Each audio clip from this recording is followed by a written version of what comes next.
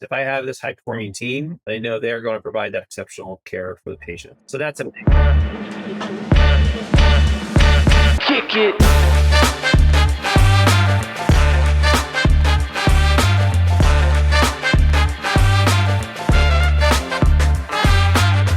Welcome to Strata Stories. My name is Thomas Schreiber. I'm the Director of Marketing here at Strata PT. Strata PT combines your EMR and billing into one automated system to increase revenue and achieve a 99.99% reimbursement rate for physical, occupational, and speech therapy clinics. Recently, Strata PT was ranked the #1 EMR and billing system in outpatient therapy and rehab from KLAS Research. On today's episode, Michael Silva guest hosts an episode of Strata Stories. Michael chats with Jason Collin, who is the owner of PT Revolution, where he's redefining how PTs can grow as leaders while protecting his team from turnover. Michael and Jason chat through why culture and recognition drive retention more than compensation alone, the 3 C's every clinic owner should focus on: clarity, connection, and communication, finding the balance between authenticity and professionalism on social media, how burnout sneaks into private practice and what leaders can do to prevent it, and lastly, the role of AI in streamlining documentation without losing the human touch. If you'd like to learn more about Strata PT and see how our EMR and billing works, head over to stratapt.com to book a demo. Now, without further delay, here's today's episode.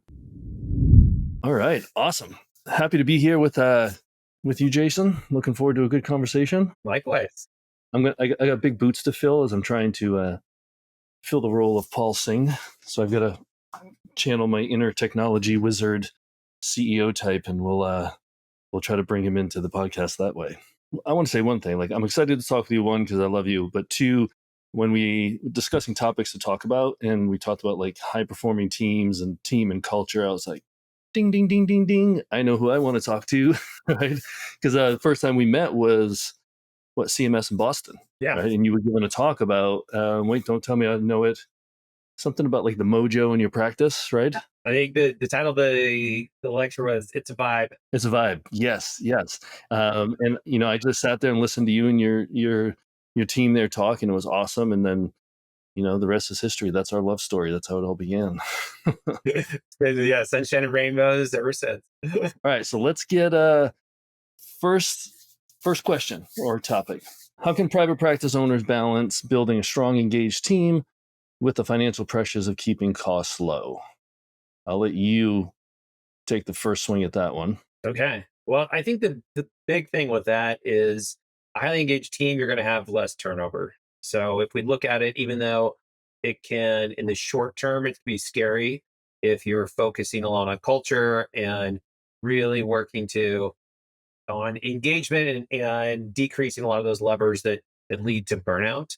And so in our practice, we work really hard for work-life balance. I like actually harmony more than balance, because it's never going to be in balance. We don't hammer numbers. Of course, we track KPIs and we use OKRs with our team as well. So we are looking at important data, but it's having clarity. It's clarifying, and this is one thing I'll jump into kind of all over the place right now. But we look at clarity, connection, and communication. And clarity, are they aligned with our company's mission? And then how do we align their personal goals, their personal and professional goals with the organization as well? And that's where it all starts. And then making sure those are aligned, and then having those expectations set up front. Because in private practice, as you know, and in most places, we can't compete with, especially hospital systems. And so we let people know right up front, hey, if you want to make more money, go work in a hospital. If you want to have fun, if you want to have a great experience every day when you go to work, at least that's our goal.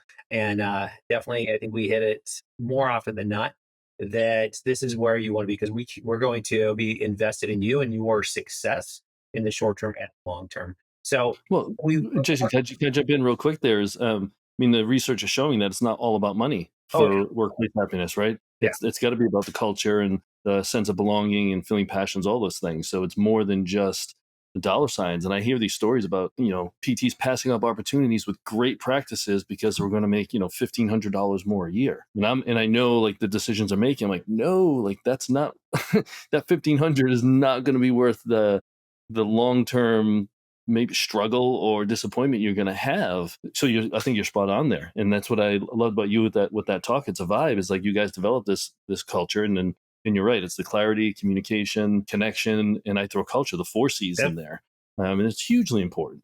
Yeah. Yeah. And we just hired a PT. We've had zero turnover of PT staff in 5 years. We have we have 8 PTs. We'll have 9 soon. And we have a PT who's coming on board who's taken a big pay cut just to go work for us. She works in the same town, and but she wants to be a part of what we're doing. And Right, that to me says a lot about what we're doing. And so it's hard. I think we're very purpose driven, and I think we have to keep that in mind, and we can still be profitable, and we can, the more people we lead towards success and fulfillment, I think ultimately we're going to be more successful and more fulfilled as business owners. So it's really focusing right, on the team, and not just keeping them an eye on the bottom line, but not right. that's not the priority. Exactly. And if you think about it, all right, it's not all just about bonuses and rewarding with money, right? So things that practice owners can do that doesn't cost anything. Entertain flex scheduling, Yeah. right? A lot of people want a little bit of freedom. I remember I had an employee, he wanted the middle of the day off. He did a lot of working out. He competed in strength competitions all over the country. He had a dog he needed to walk, everything. So we'd come in for a few hours, take a 3 hour break in the middle of the day to work out, take care of his dog, and then come back. So I had my mornings filled. I had my evenings filled. He was happy. We were happy. The patients were happy. It was great. So things like that, right? And then I'm sure you would agree, find out what the person is passionate about. If like you bring in a new PT that loves throwing athletes, let's try to do something to get you some more throwing athletes, right? So it's not just about here's a $300 bonus this paycheck because you hit these numbers, right? And let's fill your schedule with the people that you really want to work with. Exactly. We've got a climbing specialist. We've got a running specialist. We connecting them with the people that they really relate to and they get excited about just makes it so much more fulfilling for them.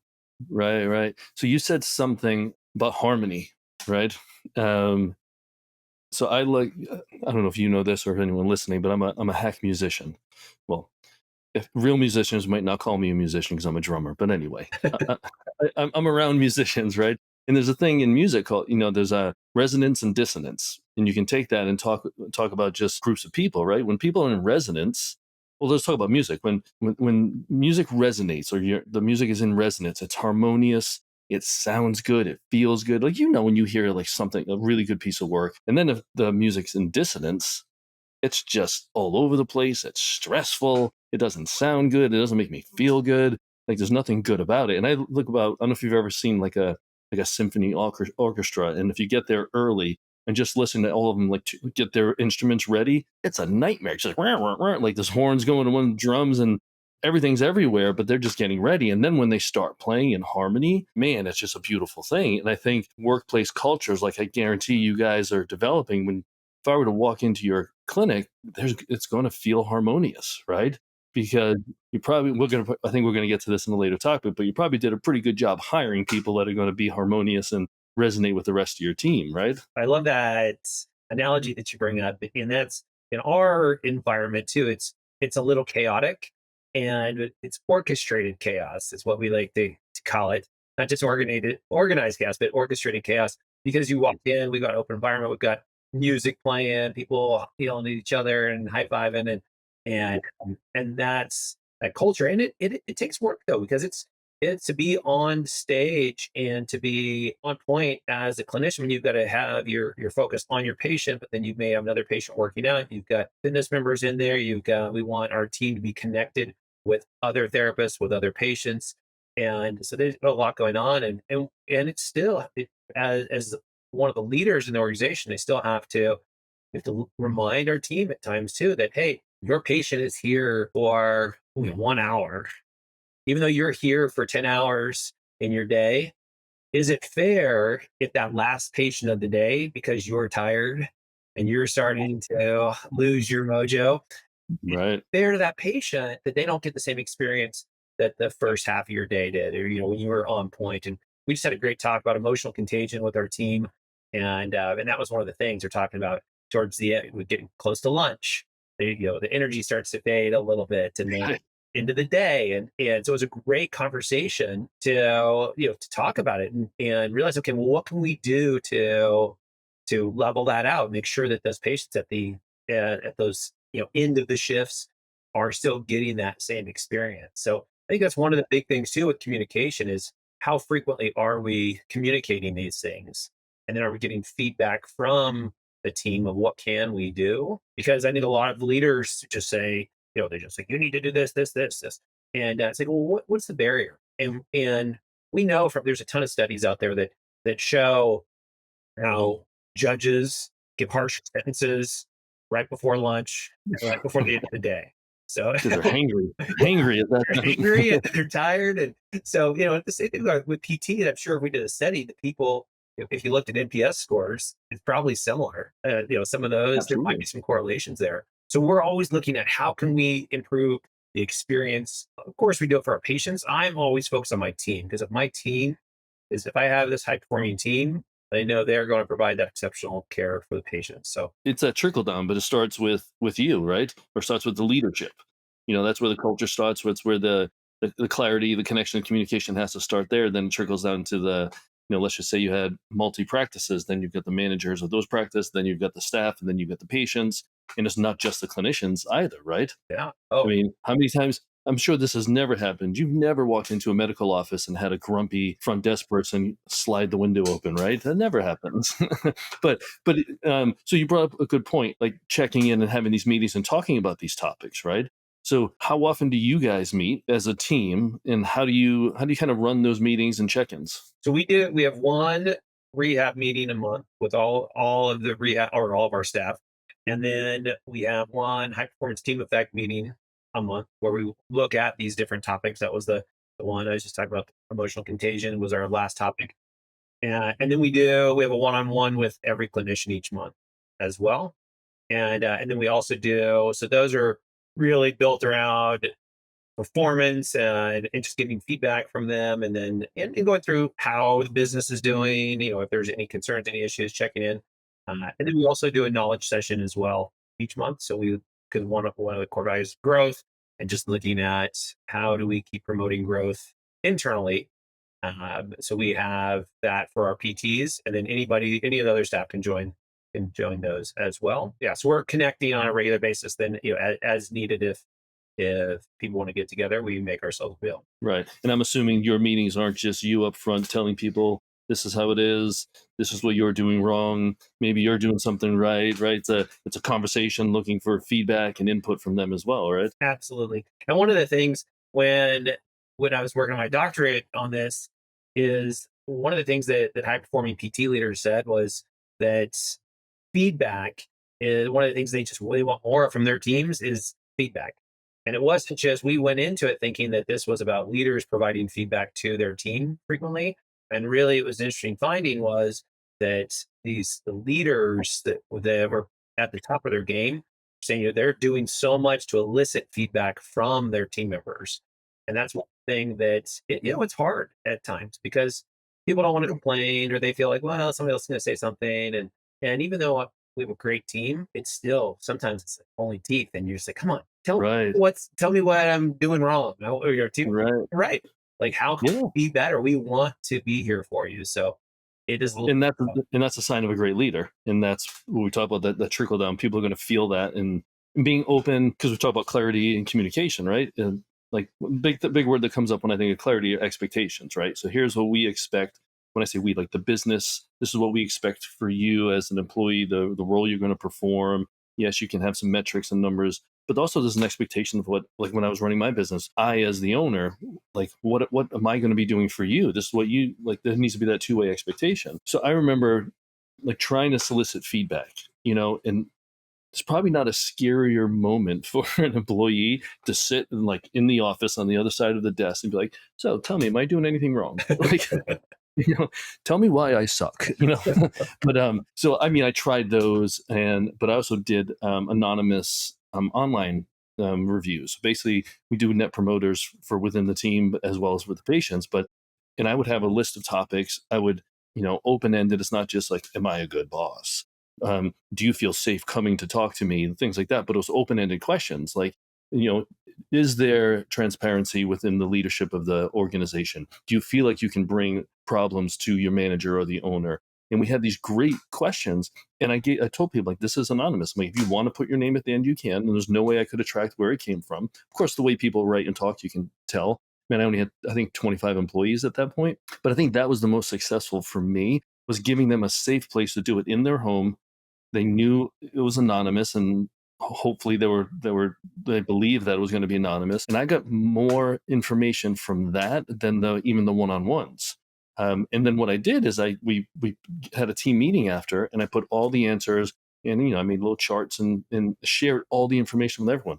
And like, okay, X amount of people feel that leadership could do better at these things, or X amount of people feel like we're doing okay here. And then we just had a fun meeting. We made it fun. I made fun of myself. I took the criticism well, and I thanked them, because like I need to improve to make the business better, and also to help you guys grow as a team. So if I'm not getting feedback and I just think I'm doing everything great, we're not going to be as successful, and you guys might not be as happy as you could potentially be. Now, on that point, I want to touch about this. I don't think this was on any of the questions, but early in my career, when I had an ego, I could not do that. Like, I had to get rid of my ego and realize, shit, like, it's not about me. Yeah. Like, it's about them. So, let's talk about ego for a second. Yeah, What- that's a big thing. And just having that growth mindset as a leader is, and I think, as we become more seasoned in our careers, we can handle it a little bit better. And it still can be tough though, because if somebody gives you some critical feedback that doesn't feel good, and you just have to, okay, well, what can I learn from this? Or how can I be better? And even if you don't see it the same way, there's some, there's some truth in there somewhere. And so what's the learning piece of it? So that just that growth mindset is huge. And then always just being a learner. And even the ones that hurt the most, you gotta figure, okay, well, why does that hurt? Is it because I didn't identify with that? Or, right. he says, you're such a tyrant leader. And I'm like, oh my God, I feel like I'm so empathetic and considerate, and that hurts. But so, okay, well, Right. say that.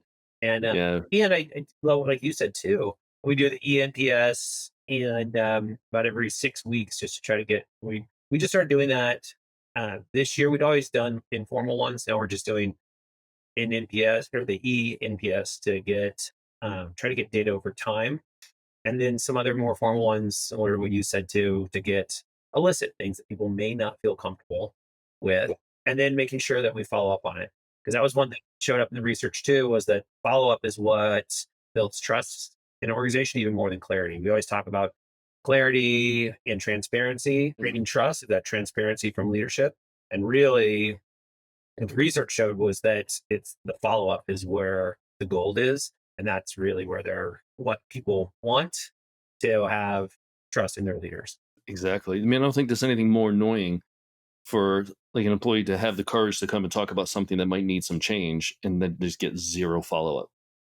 Right. I remember before I started my business, I worked for a huge. I started my career at. Do you remember Health South? Oh yeah. Yeah, I was one of 250,000 employees. Yeah. So if I had an issue with something, I went, this it worked its way up the chain, and then it just and vanished and just vaporized. Right. Yeah, it's A so little frustrating. discouraging. Yeah. Yeah, yeah. So you're right. It's like checking back, and also too, even with just, I don't know if I'm going off on a tangent here, but just we'll go back to the communication. So it's one thing if you have this issue and there needs to be some follow up, or something needs to change, a resolution. That's great. But even just within communication, like having those checkbacks to make sure you're understanding. Like using terminology like, all right, so Jason, what I'm hearing is, and repeat what you hear. Because sometimes, again, if they're telling me something that I didn't want to hear because it's taking a shot at my ego, I might hear it as "screw you, you suck," where it just came around. It could have been the wording could have been totally different. So I think having that check back and making sure you're not letting your emotional filter take in that information, and all of a sudden you start getting defensive and I'm the boss, I pay you, you can't tell me what to do. This is my business, right? I love the check back, and I don't know where I learned this along the way, but just like, all right, so what I'm hearing is this, or what I think you're trying to say is this. Yeah. Is that correct? Getting that clarity in the conversation, right? Yeah. That reframing is huge, because they understand, hear you as part of active listening. They know that you're listening to them, and that reflective communication. And and they are heard. And then sometimes we do get it wrong. And when they hear it back, they're like, "Oh, wait a minute, that isn't what Jason, you don't get anything wrong in my eyes. I." Thanks, Mike. All right, I think we covered a lot of stuff, but here's another one here. So we'll just talk about in our experience, how does investing in relationships and rapport with the staff translate into measurable business outcomes like higher productivity, lower turnover, that type of thing? I think we touched on that one at the beginning. I think the turnover piece is huge. And that's been our secret sauce is that we just haven't had turnover. The only turnover we've had in our organization have been our PAs, techs, and we want them to turn over. We bring them in saying this isn't a career position, and a lot of them No, they stay. they're not lifers at $14 an hour or whatever it is. It's Right? good to do because it's a good culture, and so that's the biggest piece I think for us is the retention side of it. How does building that, investing in those relationships, how does it turn into like business outcomes and higher productivity, lower turnover? Yeah, when they feel safe, they know that we have their back, they know that we care, and we're deeply connected to them.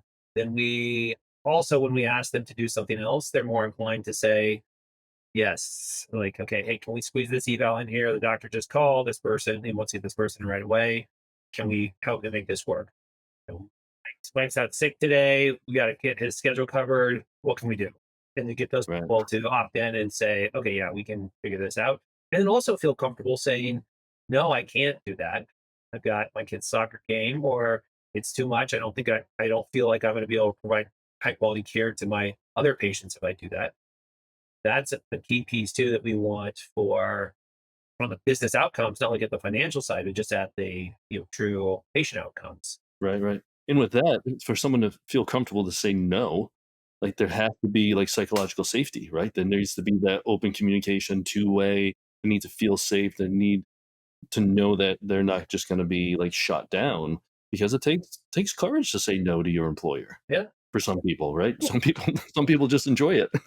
They'll say it all the time, but We try to hire those. Yeah. We want it to be yeah, safe, though we want them to feel safe saying no. exactly. So we'll talk about some of the meetings, our high performance meetings. We'll talk about like shared agreements. What are the expectations? Can we start with yes and or and knowing that there are times when no is the appropriate answer as well. So it's if it's can you take these patients because this person is sick? It's saying I could, my patients aren't going to get the quality care that I think they deserve. Or Right. yes, if I do, they're not going to get it. Or you can just say, no, I don't think that's the best way to handle this. And then we're saying, like, if you say no, or if you can't help your teammate or get the business out, like, what other solutions do you have? What are the ideas? Right. Okay, Give an option. don't just give us a closing good answer of no, I can't do that. Right. It's Right. Right. well, Right. I can't help. Let me see, what else we can do. Right. So you're Hundred trying to percent. problem solve and look at the outcome, the best outcome for everybody involved, and not just live in their own little bubble. And when I worked in a hospital system, that's a lot of the therapists just were in the, and I don't think it's exclusive to a hospital environment. But there's a lot of therapists are just, they've seen their own patients and everybody's working kind of in parallel and not truly an integrated team. And that's one of our things, this team-based care is we want patients to feel like everybody there is looking out for them. Real quick, two things on that. So first, when I think about like investing in these relationships, I was just on a webinar last week and we talked about the difference between building value versus extracting value, right? Because when you invest in these relationships, yeah, your bottom line might not show this immediate change, or the numbers might not show this immediate change. But like you've just attested to several times, you don't have turnover.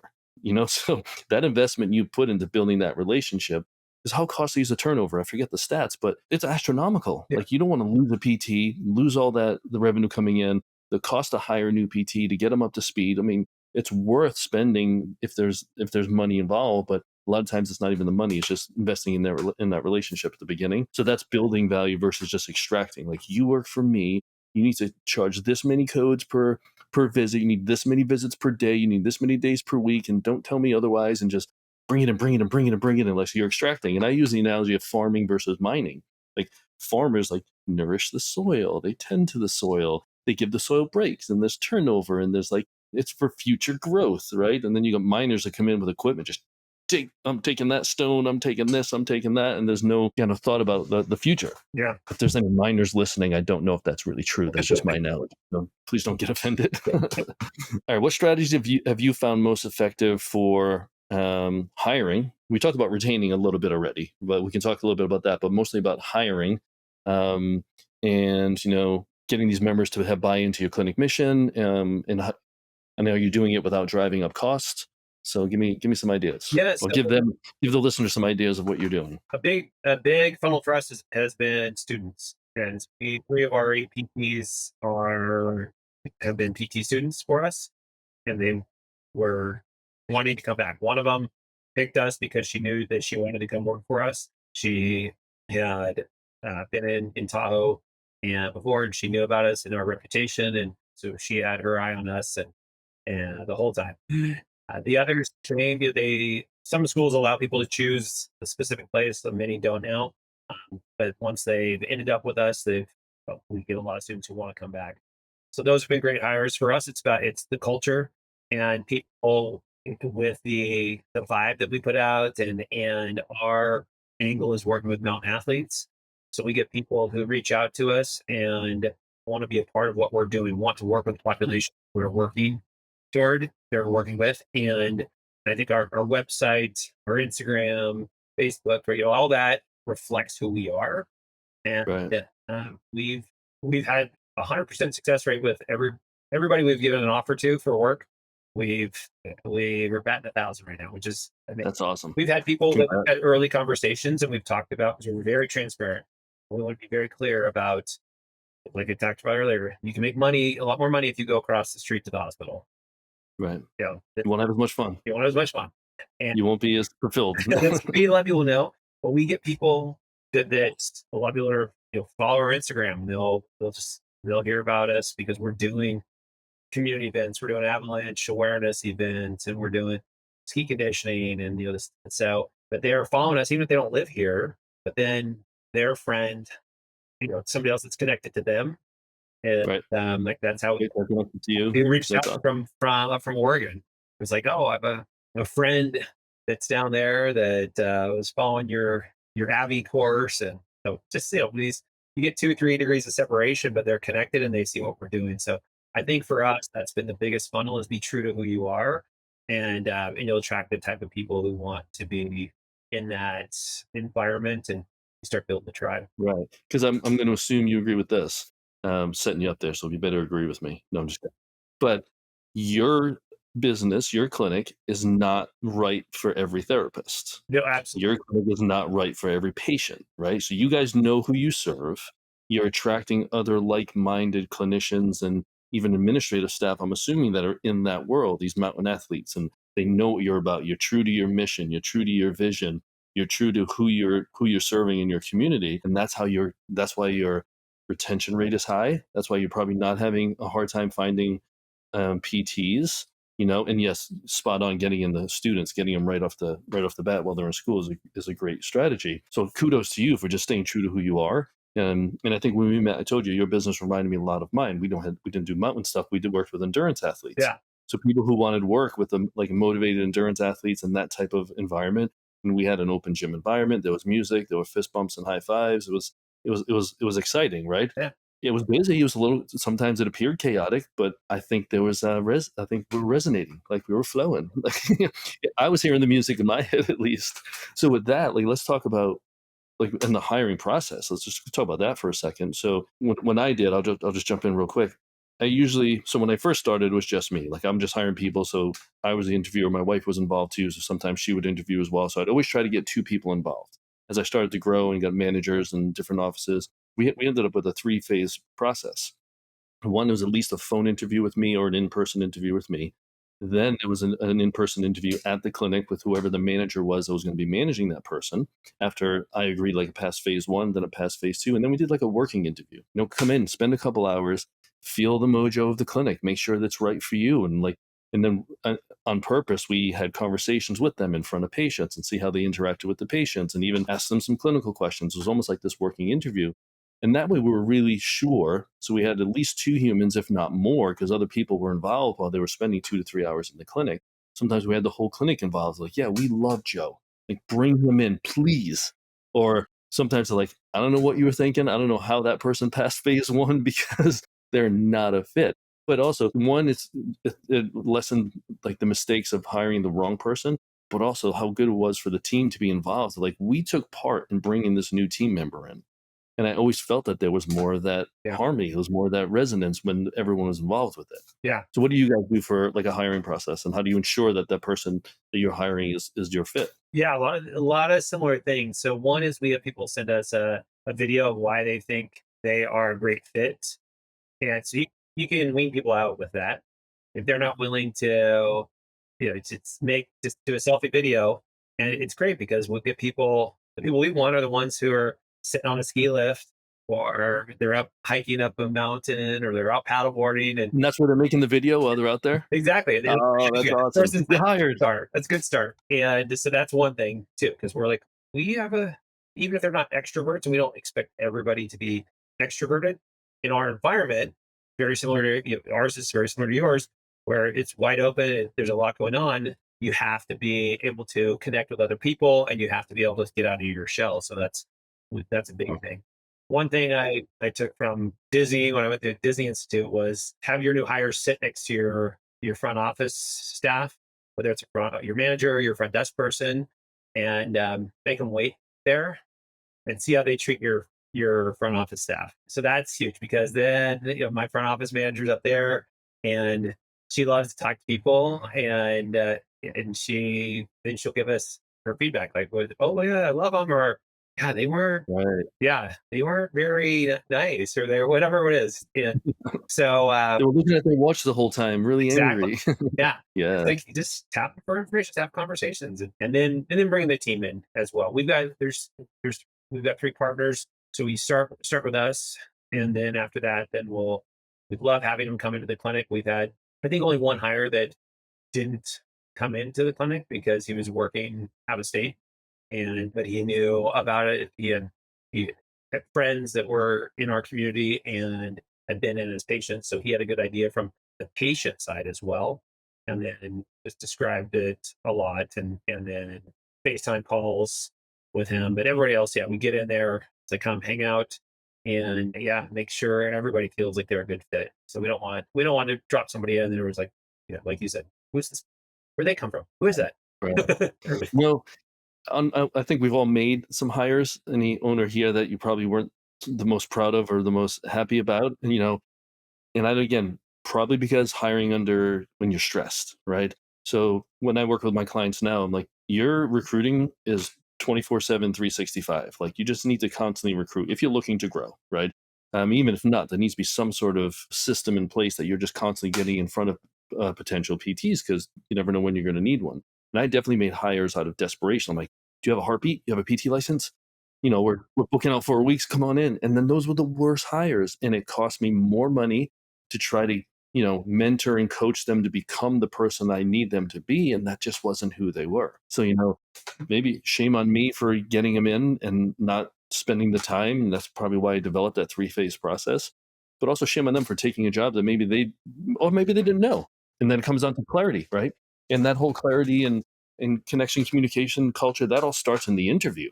Like, they need to know what you're about. I love the fact you do the videos first. I don't think I had video phones when I first started my Yeah. business. There was that many ago. There was a smartphone back then. Got your camcorder up there. Right. Yeah. Here's the VCR tape. Here's my highlight reel. Those of you who are young, you don't know what a VCR tape is. Exactly. Just Google it, you'll find it.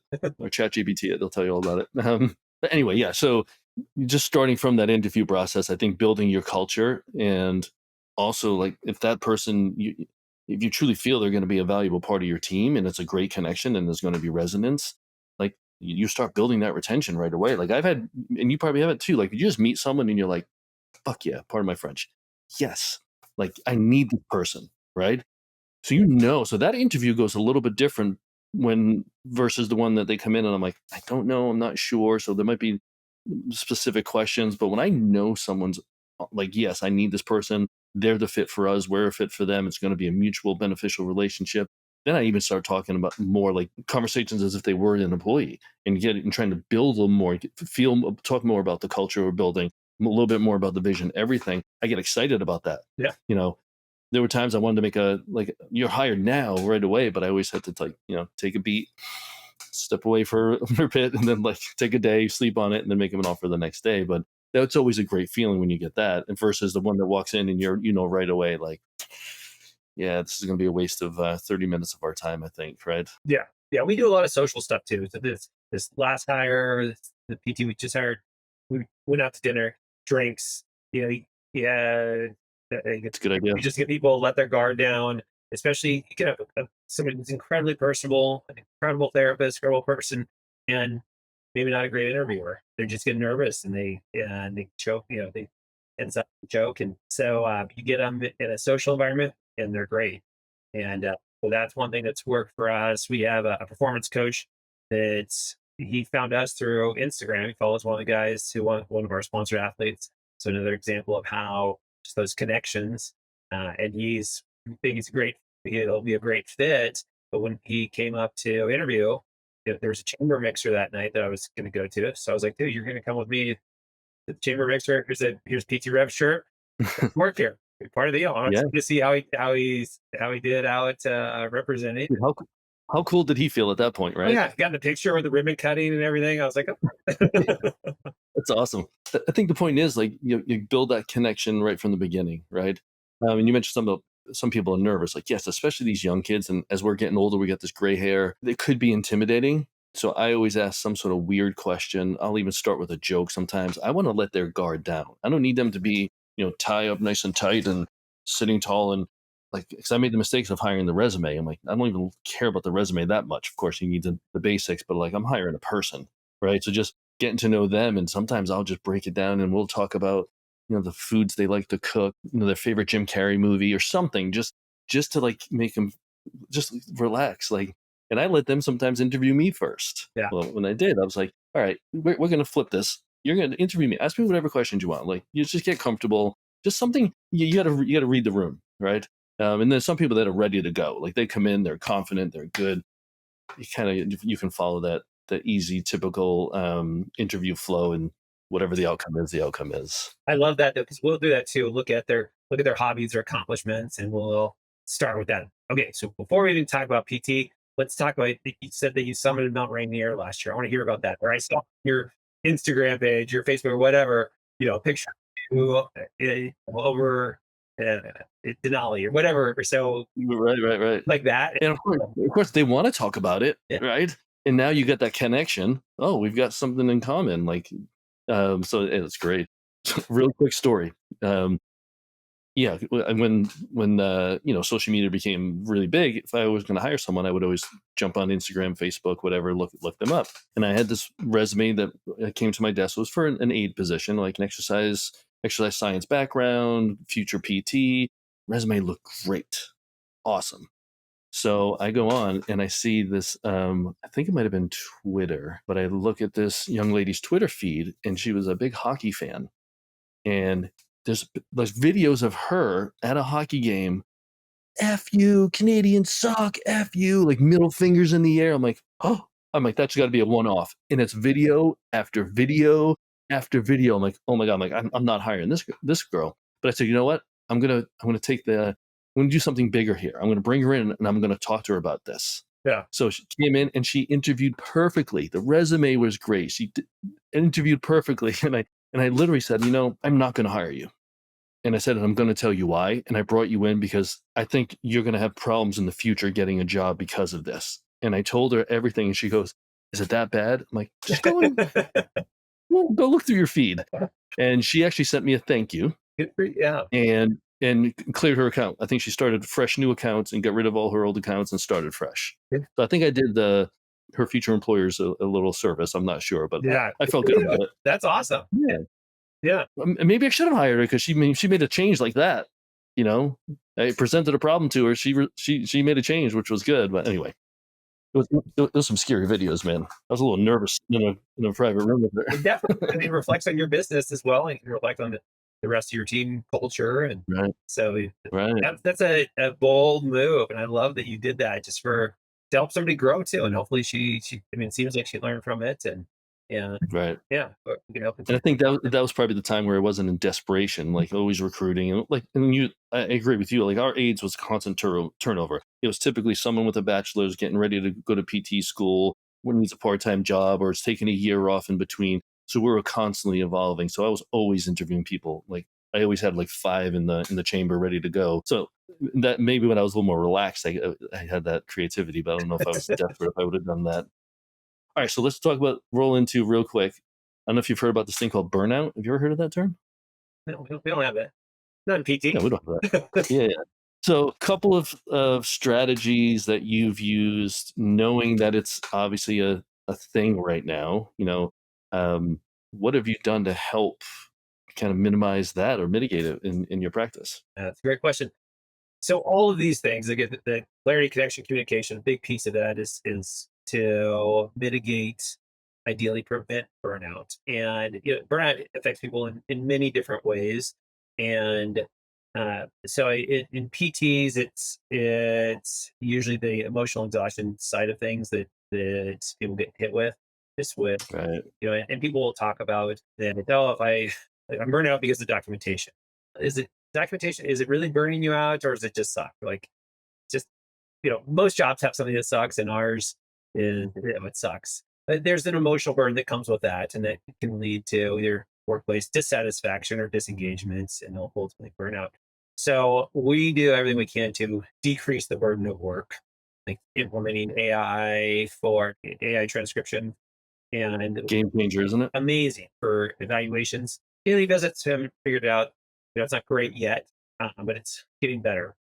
And Yeah. then, but that investment, just us showing that we are doing what we can to decrease the burden of work, to make their jobs easier, not overload them, and investing in them as well. So being very clear about what the expectations are and making sure that they are well aligned with the purpose and the vision of the business. And if somebody's veering off, can you bring them back? Figuring out why.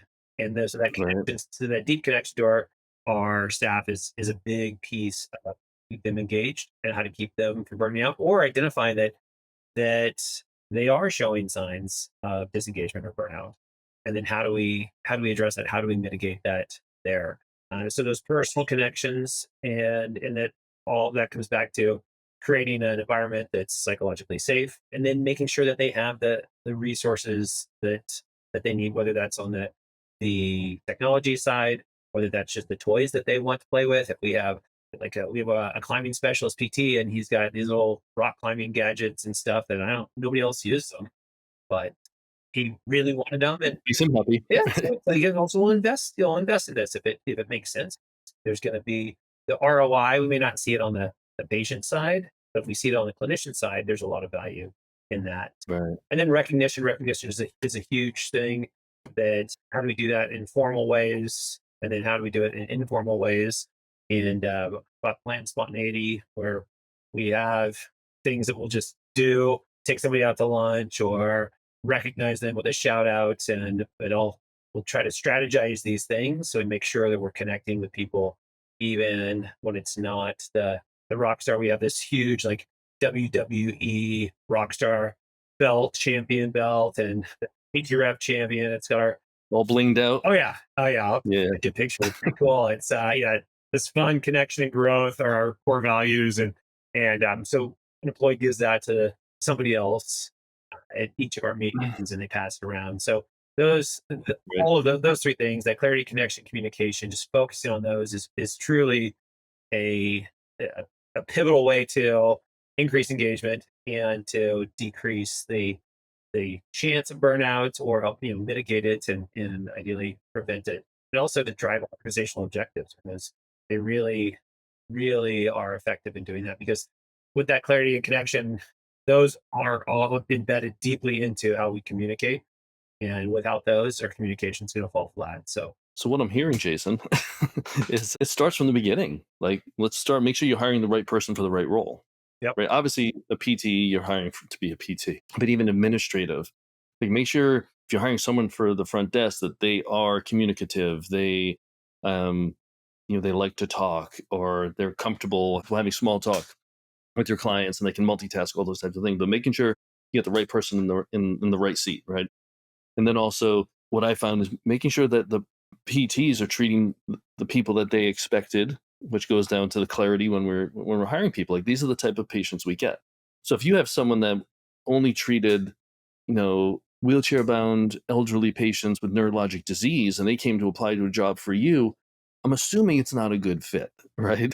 So if we can align their passions, and I agree with you too, like, so reducing burnout, yes, use AI. My God, AI is so affordable and it's magnificent. It's getting better all the time. If you're not doing it, you're gonna fall behind for sure. But also just making sure that people are we're feeding their passions. Like, have a passion about something, and they're not seeing those patients, or they're not doing that thing that really fills their cup.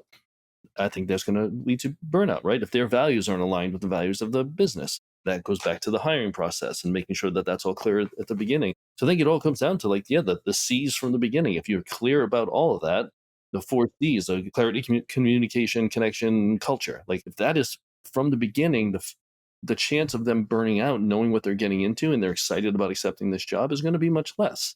Then we talked about like flex scheduling, and then like checking in. I don't know if you do this, but I used to like frequently take someone out for a coffee or for lunch, get them out of the office.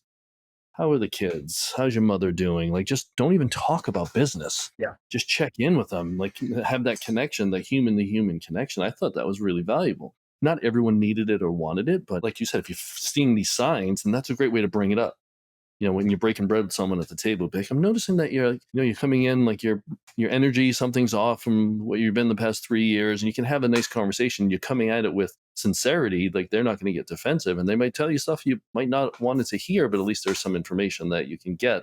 And then what do you do about it, right? Because those can be hard conversations. Stop being so miserable. Like, you can't just go at it something like that. But they need to know how they're being, the decisions they're making, how they're acting, how that's affecting the overall business, right? Well, you're doing this, your cancellation rate has been higher. Is there some correlation there? Like, are you providing that value to the patients? Are they feeling that from you? So I think, but having those check-ins with them, you can tease that out. You can have the difficult conversations sooner on, because again, I'm going to assume you're going to agree with me with this, but putting these tough conversations off, no, we'll just wait. We'll let it work itself out. That always works great, doesn't it? Not a good strategy. No. One thing too that we do on the front end is that during the onboarding, so in the first 90 days, we have the new administrative assistant slash aide that's starting in one of our clinics, and is we pay for her to go, or whoever it is, the new employee, to go have lunch with other team members. So it's like Nice. you need to go pay for lunch. You got to try to get through all the team members in your first 90 days, because at work sometimes it's hard to really connect and find those common interests, and really get to know them. And unless we have some other social event that's going on, but not everyone makes those. So that's on their boarding thing, is to check off, like, okay, I had lunch with Mike and with Wonka and with Justin. And so I think that first 90 days too will make a big difference in the longevity and their retention as well. And Right. just like what I know in the fitness industry, talk about the patient or the customer experience, the first 30 days will determine if they're going to sign up a year from now. If they sign a year contract, they're going to make up their mind, if they don't know it in that first 30 days most of the time. Right. And I think Right. employees too, it's so valuable to really invest up front and make sure that they are connected. And then, because if they're not, then it's good for us too, because the team's going to know too, and you can just tell not as invested with this person. Have you ever had this experience where you've unfortunately had to like fire someone? Yeah. And then after it happens, the rest of the team's like, "Oh, thank God!" Yeah, yeah. Usually, Like, not just not just the lead. right, the- right. But then it comes back to like, okay, maybe I need to do more check-ins with my team about this new person and get them more involved in the mentoring and the onboarding, because I would have liked to have known how miserable everyone was with this person sooner, right? It's funny. We had a kid that was working for us who he's a great kid. He just wasn't doing his job, and so I let him go, and he's good friends with some of the PTs, and they knew they can see why. Yeah, yeah. They said he just felt like it was blindsided. I was like, I don't know how I can't go through all the HR stuff that it was like he should have seen it. The fact that he didn't see it coming Right. is a red flag. When you're talking to somebody about something so much, he's still in town and almost a friend. And he's an acquaintance, but I see him and he's thanked me for doing that for him because he realizes now how he was messing up. And Right. it just like with the person you didn't hire, that gave him some time to reflect on it and why it didn't work out and provide this growth opportunity for him. And now it's helped him move forward in a different path and that he's much happier in it. So I see him, we sit Right. together yeah, so it's, yeah, That's great. he always thanks Because for the time the right thing, for firing him up too. that's perfect. You know, it was the right thing. It wasn't the easy thing, but it was the right thing. And everyone, the fact that he saw it was great. All right, we should probably start wrapping up. Like we already warned everyone, we could talk for 3 hours. But one last thing. So if a practice owner, if you could give them one skill, one mindset, one thought that's going to help them moving forward, 2025, where we are now, to help build their team to be successful, to have a successful practice. Can you boil it down to one word, one skill? I would say I'll do 3 words. So clarity, connection, communication. If you're not getting the results that you want, one of those things is you're missing the mark in one of those. Either expectations aren't clear, whether it's from the organizational side or somewhere in the hierarchy there, and or the connection. People aren't connected to your purpose. People aren't connected to each other. People don't feel connected to you. Don't feel safe with you. And so that, and then communication. How well are you communicating? How often are you communicating? Is it efficient? Is it effective? And do people feel safe? So I think when you're not getting the results, if you ask yourself that, if you're frustrated with an employee because they're not doing what you want, what are those three? Those 3 things: clarity, connection, communication. And You'll find it. You'll find it there. yeah, and that was what this whole thing is, because there's so much research out there on leadership. At this, they would say that nothing has been studied so much to know so little, I think, is the quote around about leadership. Really? Yeah. I like that quote. Yeah, I think it's Warren Bennis. Yeah, it's something similar to that. And it is true because we know all this stuff, but implementing is where it gets hard.